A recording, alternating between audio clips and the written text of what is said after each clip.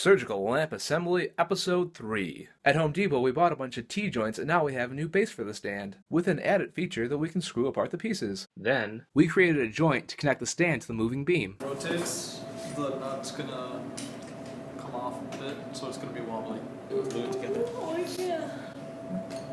That tastes everything.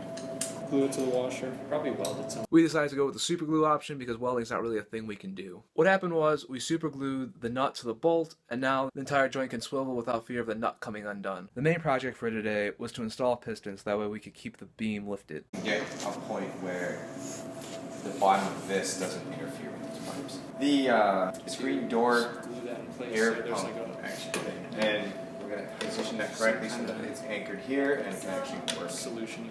This section was not removed, so the way it is right now, we would have to place the anchor point here.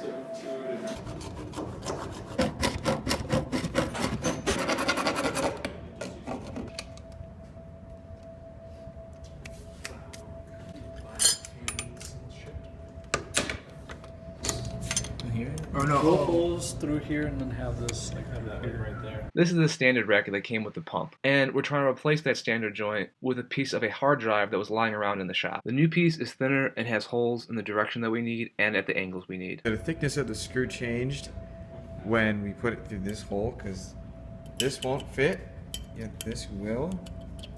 So you didn't change the size of the holes, which is what you're trying to do, you just ended up changing The size of the nail.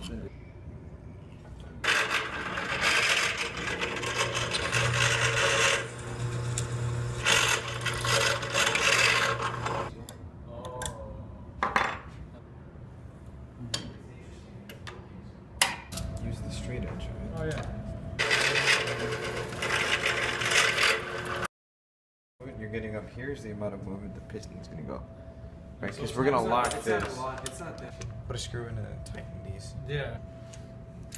Yeah. Oh, that's cool. It's like a spring. That's ridiculous. Hey. No, because it wants to go down, but we Oh, probably it's too heavy. tighten that there. Did you tighten it to the max already? No. Or if you put it, the longer it is, the less weight. So if you put it out here, it's strong. This Yeah. is stronger, but the more back you put it, Yeah, it's it's gotta hold up we more. saw an extender for this thing. Didn't we just flip Yeah. this, but then where would this go? Here. That is. This was held here. It would push against this. Right? So today we managed to get the pneumatic pump installed. We had it fastened to the two pipes via actually a hard drive disc magnet. We managed to get that attached to the action arm of the pneumatic pump.